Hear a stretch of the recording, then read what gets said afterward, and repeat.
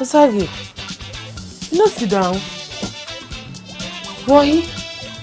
Mole, see the matter where the ground too fat, eh? I hope you sit down. Sit down. You must still sit down now.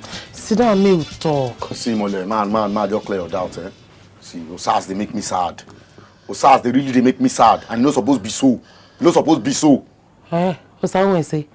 What happen? See, Mole, you self no say frog no job for daylight unless they get bad belly. You understand? And I don't want to develop bad belly. In case you don't forget, I want to remind you, Mole. When me and Osas don't start, they feel me. Now when I leave for football war. When I come move for football, I come move enter Ekewa. From Ekewa, I come move go Akpakpava. From Akpakpava before I come move enter Opasapoba. Understand? So all this una house, all our addresses, now I know. That have to show say me and Osas, we don't come long way. We don't too gone. Why you call the tell me story now? So why Osas going to take my level?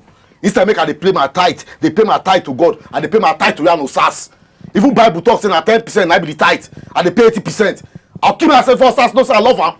Everything I do for you, I do for Osas. I do for every member of my family. Me, all of a sudden because say because Osas don't enter Lagos now. She can't believe say what don't end. Me, but if you imagine her, me.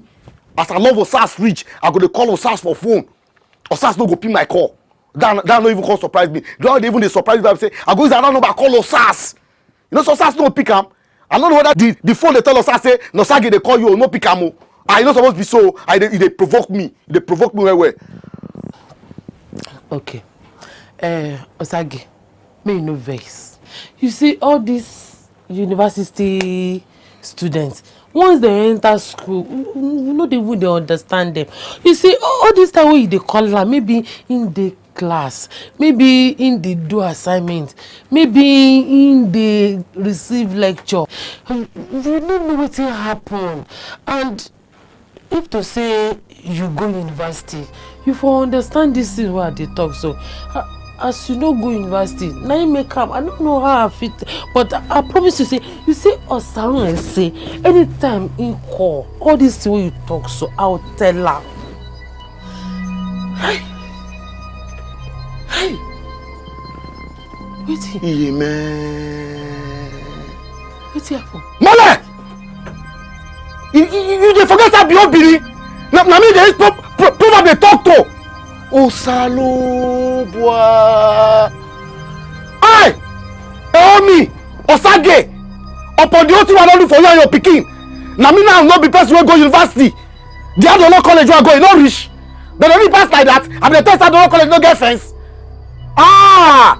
Okay, no problem. I don't know what it be now. Now listen, no. That Lagos where your pikin dey so, where Osas dey so, they don't dey visa go there. You see that Lagos, I dey go am. If I call that Lagos, that university where she dey, I will go there. See, I get good news for you. You know what be the good news? The good news be say, if I kill Osas and I kill anybody who I catch with am, I'll carry that dead body, call this Billy, call Berry, and I me talk am. Osage talk am. Osage, hey, amen. Osamu ese, Osamu ese wewe wa o. Hey, Osamu ese.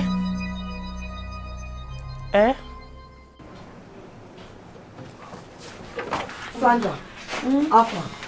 Osas mo wan kwaja. Yeah, wetin dey happen? O sha sure ife. It dey okay. Hey, Sandra, you no see that banner wey dey tie for faculty? Oh, really? Tí wọ́n ní wọ́n fẹ́ ṣe Miss Campus. Okay, Amori, kí ló ṣẹlẹ̀? You know what advice me say make I go? You know say I get the potential.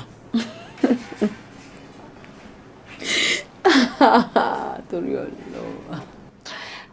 Ọlọ́run ọba bí mo ti rí bèbí mi náà. Ìwọ potential. Ṣé rẹ̀ lọ wá ń bẹ̀ ni? Wo wá tó bá decide láti lọ kò kàn mí. But you are on your own. Ṣó ti gbọ́ mi ò fẹ́ wàhálà tó ń fún mi ti pọ̀ jù. Èyí tó ṣe disgrace mi lọ́jọ́ kìíní àná mi ò tí ì bọ́nú ẹ̀. Ṣó ti gbọ́ mi? Fi mí sílẹ̀ o. Fi mí lẹ̀. I no talk now. Don't do. Go dress mo dey go. Pé mo fwa mi ah. I say me go dress. No. Maybe beauty contest. I will show them the stuff I'm made of. To buy our mad ass dresses, Timura evening wears. Oh gosh. More crazy. More mad. To buy bikini me. Oh bed. To buy heels, Tima won't join. Ma worry. Heels in one bed. Heels in for real. Oh bad. But mo fẹ́ surprise ni. Bàbá ẹ̀ àwa big ni àwọn fumble, àwọn iṣẹ́ ẹgbẹ́ yàláyàwó. Kò yẹ. Àwọn tattoo kò wá balẹ̀ jẹ́. I was born and brought up in the States. So what do you expect? I'm sure lórí burúkú kan tó kọ́ bá wọṣọ. Tó máa di bí àlùbọ́sà. Tó wá dé kó tó wá sọ̀rọ̀ ẹ̀ di local champion. Tó wá yẹ ànádẹ́dù. Máa múra bí àlùbọ́sà. Àwọn fẹ́kí látòrí. Mo ẹjọ́ wọn máa lọ sí yàrá yìí. Ó yẹ kó lọ bọ̀ wèrè lálẹ́. Ọ̀rẹ́ mi bọ̀ guess what? Mo like television yẹn 42 inches but ṣé òfin ìpò ti tóbi tó máa jẹ́ kó. Ọmọ nǹkan tó ṣẹlẹ̀ sí ní tẹlifíṣàn bó ṣe wà DSTV. Sky News. In fact, ó máa ń ní títí ẹ̀ ó bá ti tún náà Sky News. Olórí burúkú owó yẹ ká pa ẹ̀ ló yẹ kí kò fún poison. Olóṣù yẹ kó lọ bọ̀ wèrè ta ní. Ó ga ọ̀rẹ́ mi. Ṣé nítorí campus beauty contest náà tó bá jẹ́ Miss World nǹkan wà fẹ́ lè lọ ra gbogbo aṣọ tó wà l'Amẹ́ríkà wá sí bíbá yìí. Àbí o. Fìyẹn sílẹ̀ wọ́n máa wọ̀ rí sórí ẹni tó bá ju èèyàn lọ ó máa ń ju èèyàn ni. Let me tell them, let me show them irú èèyàn tí mo jẹ́. Wò ó má tiẹ̀ bọ́dà kó jù wọ́n lọ òun ṣẹgbẹ́ wọn ẹgbẹ́ bàbá wọn ló ṣe. Ó ṣe mi sórí pé mi rẹ́yìn mo ti lè jù náà. Kí ni mo ṣe? Ó ṣe máa sọ pé ẹgbẹ́ bàbá wọn ẹgbẹ́ ìyá láyé gbogbo àwọn aráàlú ẹ̀ àtàwọn ọba ìlú ẹ̀. Má bínú òótọ́ ló sọ but nǹkan tèmi máa sọ ni pé after gbogbo nǹkan tẹ̀ ń ṣe yìí ọtọ́ bá ti ra gbogbo nǹkan tó ń rà kó má ra tèmi mọ́ ni o. Àtèmi náà kémi lè ra sọ tèmi. Ìwọ ọmọ ẹ. Anyways, obviously tí máa ń lọ sí Miami fún summer ẹ̀yin náà ni mo máa kó gbogbo ẹ̀. Ọ̀rẹ́ mi. Kèsà èsì ní jíjà lórí burúkú dárí blackberry touch lọ mania kí lè mania blackberry touch ó bá ní ẹ̀yìn pé ṣé torchlight wà ní. Kándù ni kó lọ fi tọ́jú lẹ́yìn tó wọ́n fi dárí. Ètò tí wọ́n lásì lú wọn. Male, you see this beauty contest where they go Male, one gba. Now, those ones where you buy, they no gba when they see you. They gba. With all the designer where you give me, they gba. You know that kind of thing. I like the ones where you arrange for me that time. Go Wamada. Don't worry, I go bring up for you. Male, Joe, for me need this one where they shine. This one? For me shine. Okay. But this one no go size you now. Why? This one na size 8, you be size 13, I be 14. So as I be like this, I be 14. It no go size you. 8, 9, 10, 11, 12, 13, 14. Now be 6. Now be saying na 6 kilo, now you go come out for body. That will not be problem now. See Amadan, as they see me so, anything where I want, by fire, by force, I go get them. I go take this one. Oh yeah. Go size you. I go take my left. Now you say you go slim down. Before I come, I want to take one. Okay, I got next one I go give you where you go take slim down. Give me now. See, and I be this. Okay. You go take this medicine twice a day for 4 days. Okay. If you go take am for 1 week, now be say you go turn to skeleton. No. People go down, they think say you don't carry HIV with that. No. Now just for 4 days, pere, no problem. Now be say you go fit wear this dress where you want so. Okay. For this dress where you want buy so, now 5K. Male, you don't start Madam, you don't start Oh, tuti bere, madam, you don't come again Which one be 5,000? If you not pay your reason, 5,000 come get receipt. Shall I show you? 5,000 in matter for Mo ti gbọ́. Make a pack am. You tight. I get your tie for house. Give me you tight. Oh yeah. Make a package am for you. Now 2,000 I'll pay you. No, na 5,000. I'll owe you. You go owe me. May you bring am o. Ma sanwó fún yín later. Give me. You know say you be my correct customer. Madam, you dey fall my hand. I no fall your hand o. Osa ló bẹ àwọn ìlà o. Ìwú o. Osas, kí ló ṣe? Àtúntà. Wetin do you? Àtúntà. Ojú náà kí ló dé báwo ṣe máa ń ṣe báyìí? Ṣó fẹ́ para ẹ ni? mi ṣe láì gbogbo kan tó ń ṣe mí láì gbogbo wàhálà tó ń fún rẹ nítorí Ọlọ́run ìwọ náà gbọ́n kan tó ń sọ orí àwọn èèyàn gidi lè ò lọ bá wọn ẹni tó ń ta ọ̀kìrìkà àtẹ̀jẹ́ ẹni tó wà lẹ́nẹ̀ tàbí tó ní bùtíkì àbí tó kàwé ẹni tó ń ta ọ̀kìrìkà ló lọ bá kó máa prescribe oògùn fún ẹ wọ́n dẹ̀ ti sọ fún ẹ wọ́n sọ fún ẹ títí ògbó wọn ní aṣọ yìí ò lè size ẹ kò kì í ṣe size ẹ ṣé òòrùn aṣọ mi lọ́jà tó lè wọ ni àbí ìròyìn wo ni ẹ sìn. Sandra, why you dey yarn like this now? Why you dey talk like this? Sandra, not like as you dey talk. Why you dey yarn like this? Ṣebí wọ́n ló sọ pé you no go follow me run things ní beauty pageant tí mo fẹ́ lọ dé wá sọ̀rọ̀ báyìí. Báwo ni mo ṣe fẹ́ help ẹ run things pẹ̀lú gbogbo wa tó wù yìí? Agídí ẹ̀ ti pọ̀ jù. Gbogbo nǹkan tó máa ń ṣe wọ́n á ṣe lémọ́ pé kí ló dé náà? Kí ló dé? Ṣé wọn nìkan ló máa kọ́ jẹ́ princess ni? Sandra, you just dey blame me. Kò ṣe fault me now. The man wey give me the medicine, na old woman na. I mean, what say no say old people dey lie. Oh, come blame me, go judge me. Oh, Sandra, if you see wetin happen to me, since morning, I just dey shit. I don shit so tey. Oh, wà ní ẹ o pupu. Òun ni shit. Pupu. Oh, Sandra, I don dey pupu. I don't poo so tey. I don't poo all the water wey in my body. See the last time I go toilet, I dey poo blood. Abeg gbogbo dákẹ́jàre ò ṣe ní máa shit blood kí la máa ṣe spine sin. I want shit. Hey.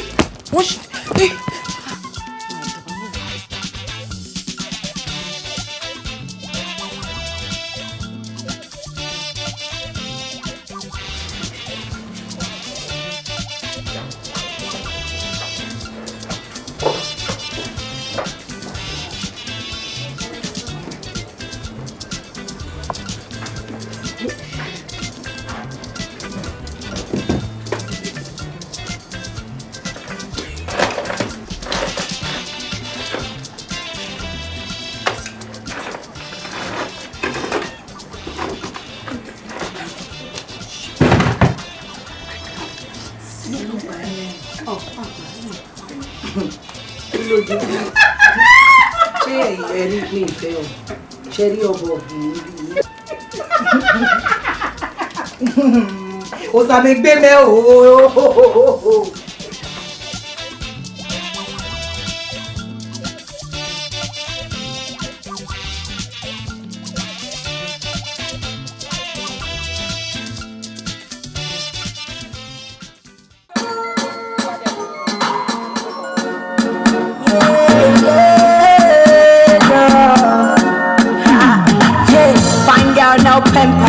I love your swag and I love your dimple, simple. Yeah. No one can taste, cause you're the best. You made the girls feel amazed. I'm so obsessed, just to see your face. I can go to space, girl, come on, girl. No delay, I know you can feel my pain, girl, come on, girl. No delay, just tease me, baby. Please me, baby. Girl, come on,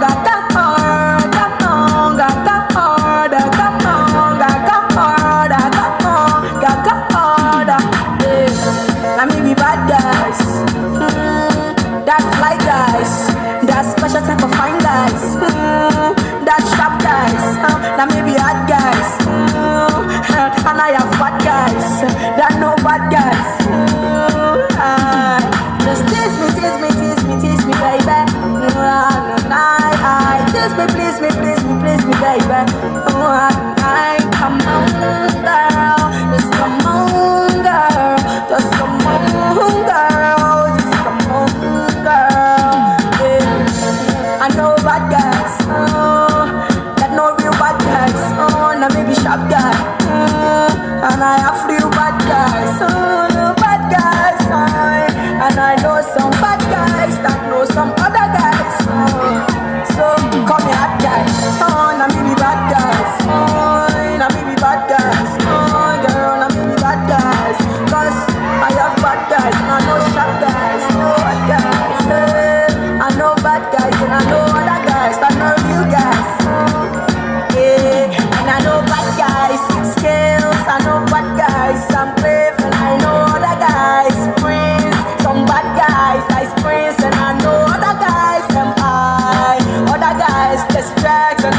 some guys LD, some guys see, and I know you guys succeed.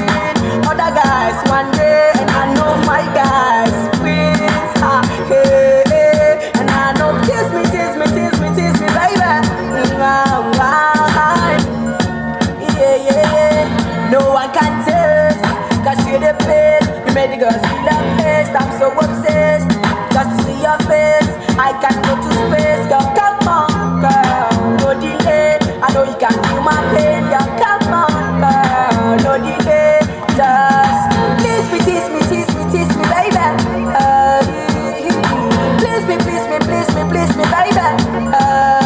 Girl, come on, girl, come on, come on, girl, come on, girl, come on, girl, come on, girl, come on, girl, come on. I mean the bad guys, that's like guys, that's special type of fine guys, that's sharp guys, that may be hot guys, and I have bad guys, that no bad guys. Just tease me, baby. Tease me, please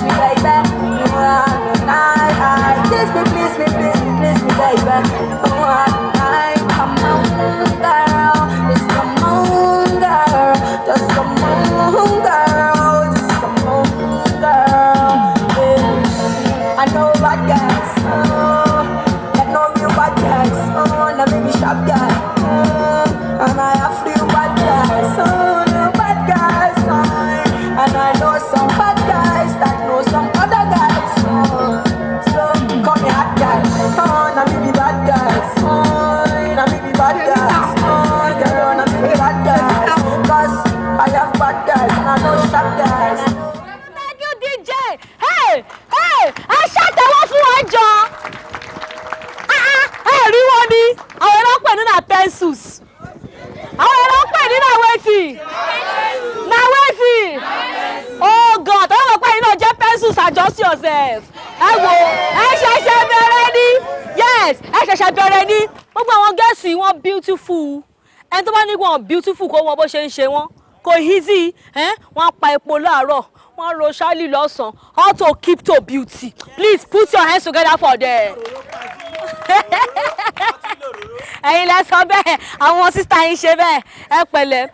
You know, kò kí easy bẹ́ẹ̀ yẹn, kò easy, but ní àárín wọn a máa mú winner kan. Yes, campus queen. Ẹ ṣàtẹ̀wọ́ fara yín. Osas bí ti báwo, Osas bí ti báwo. Ó lè má jẹ́ Osas o, ó lè jẹ́ Osas, but ojú mi wà láàrin ọ̀rọ̀ bọ̀ yẹn. Ọ̀rọ̀ bọ̀ wọn pò tán wọn pò dé stage yìí. Yes. Ọlọ́ mi mọ̀ pé ruin ṣì wà ní school mi mọ̀ pé wà land. Ẹ má gbà yìí. Ẹ ṣe gan àǹtí yẹn wẹ̀ cross leg. Ẹ má worry, winner yín ló máa win. Yes, so you know. Ẹ bá mi dì mú. All right. Mo fẹ́ lọ bá wọn judges mi nsìn, mo fẹ́ wo tó máa mú as the winner. Ẹ yẹ kí n lọ bá wọn. Ẹ ní sùúrù Osas bí ti báwo ẹ ká ṣì máa wòran náà.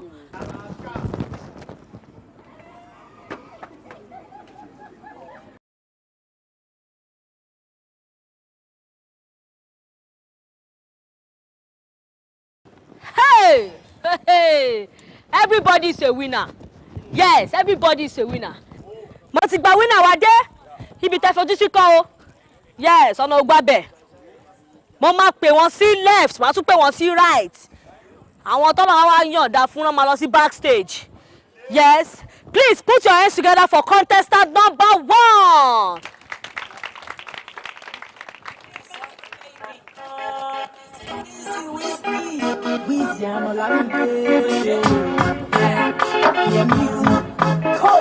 Contestant number 2. Girl, you know you're so fine. I want you to be mine. Contestant number 3. Asaba number 1. You know you're so fine. I want you to be mine.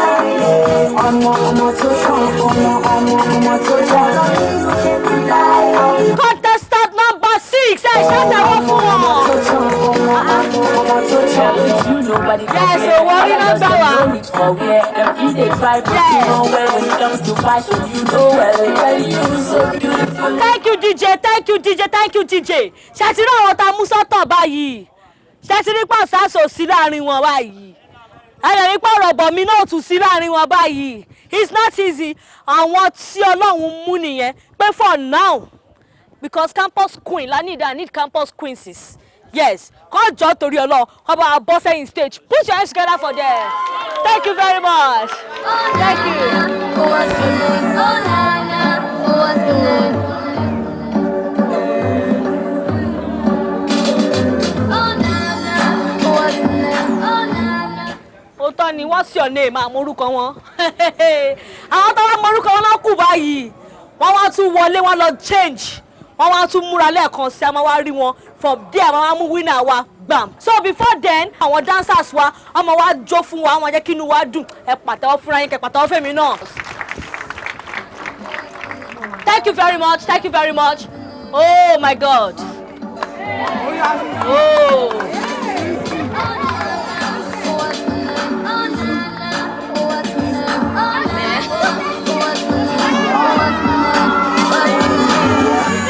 I heard you good with them soft lips. Yeah, you know word of mouth. The square root of 69 is 8 something, right? Cause I've been trying to work it out. Good weed, white wine. I come alive in the nighttime. Yeah, okay. Yeah, turn my mic on. Somebody turn the mic on. Psycho kingdom. To the break it down. Oh yeah, take a look. Yeah, give my bocello. Bocello. Oh yeah, show what you got. Yeah, I wanna be your bodyguard. Lay on the bed on the floor on the mat. Me and you will do one tonight. Oh yeah, with the time. Oh yeah, I want the time. Moonlight, moonlight, girl, tell me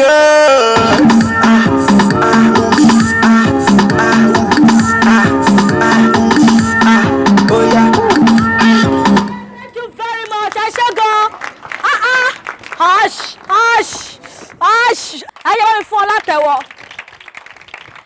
Thank you very much.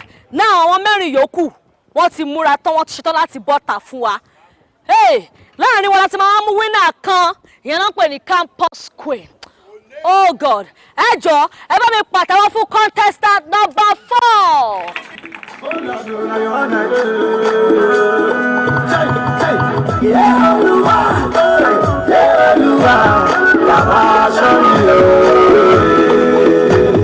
Láti mo wà yìí o, bàbá máa ń tẹ̀lé yìí o, bàbá jẹ̀bi lọ síwájú o. Àwọn tó wà náà mi, àwọn tó wà náà mi, kótó, àṣẹ kótó. Elédùmarè, na your hand I dey. I know say I be like egg for your hand o. Don't let them kill me so. I know say them dey kill me so.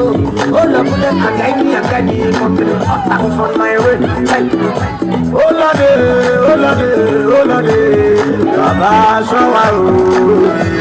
Oh yeah, everybody say, yeah, Oluwa, Baba show me o. Contestant number 5. Baba máa ń tẹ̀gbẹ́ yìí o, bàbá tẹ̀gbẹ́ lọ síwájú o. Ekwe kwara, iyapu na memo. Shinekeme, time. Don't let them fall my hand. Don't let them even get the farm. Try. Make I. Ah, beautiful name. Oh Lord, you know what I mean. And the flex, oh Lord, you good for your life, Contestant number 7. Let's shut the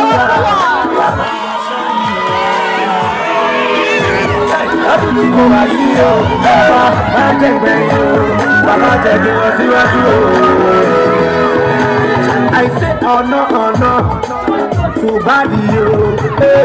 Oh Lord, you did our side,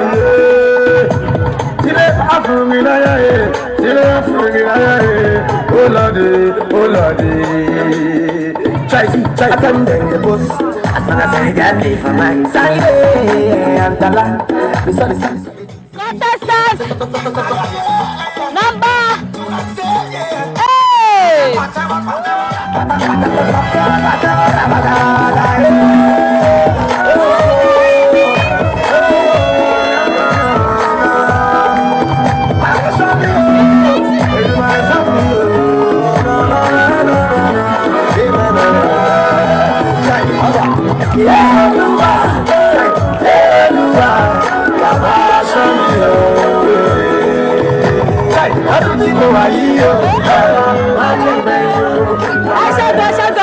Ṣẹ́gun.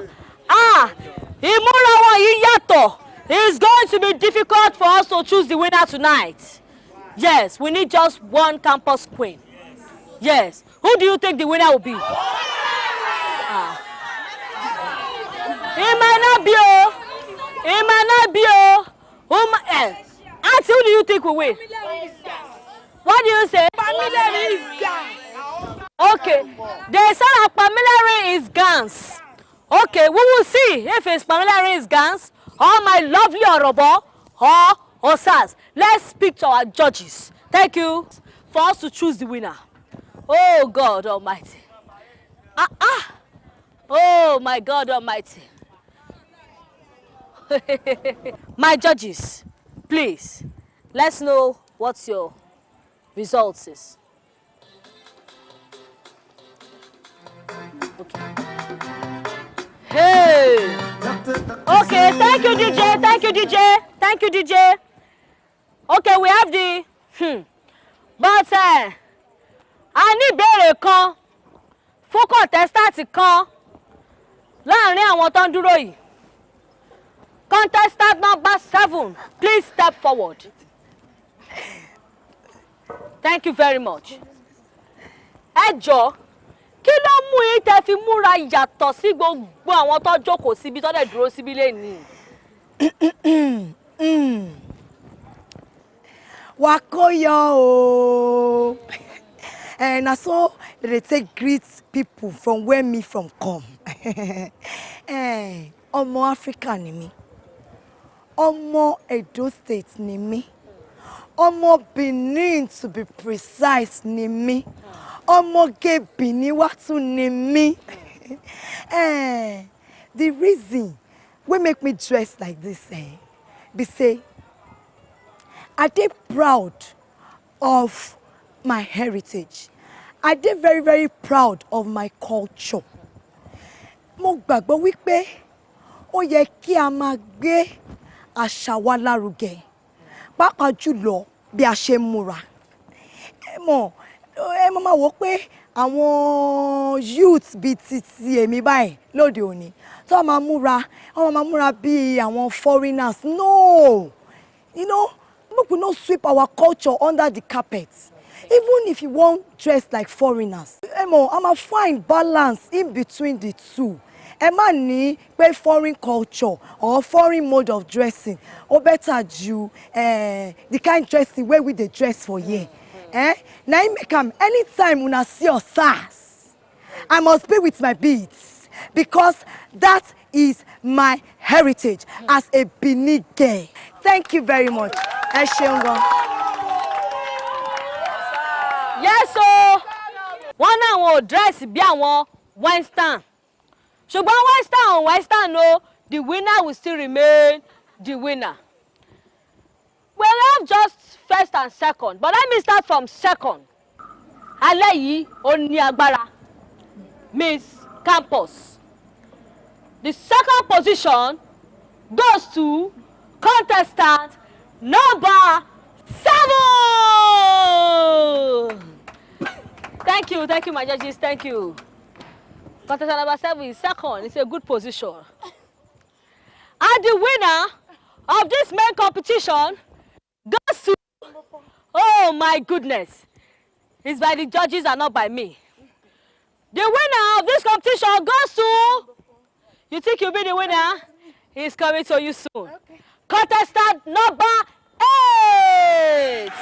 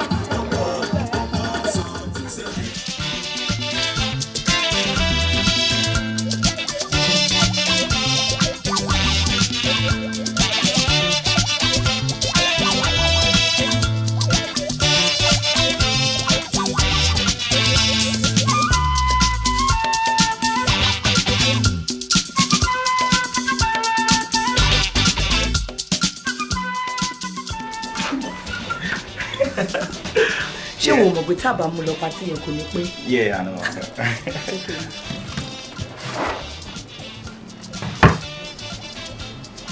Osas.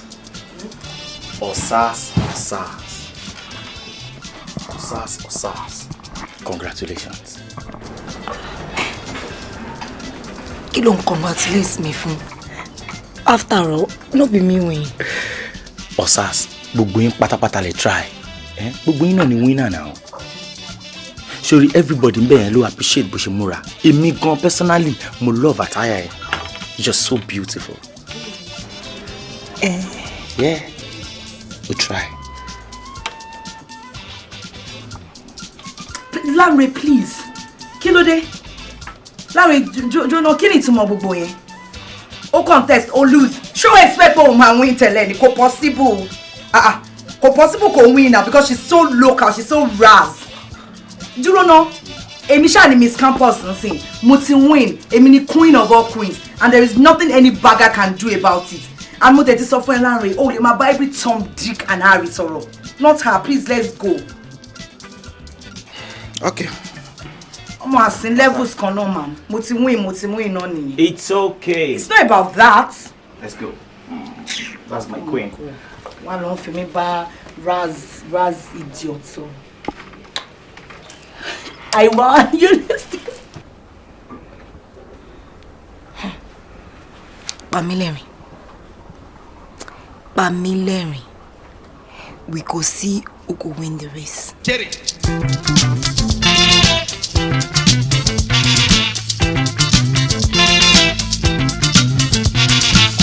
Ororo not the fate, Abana the gold transfer. Ororo not the fate, Abana the gold transfer. Ororo not the fate, Abana the gold transfer. Abana the gold transfer. Abana the gold transfer. Abana the gold transfer. Abana the gold transfer. CSA, Ororo not the fate, Abana the gold transfer.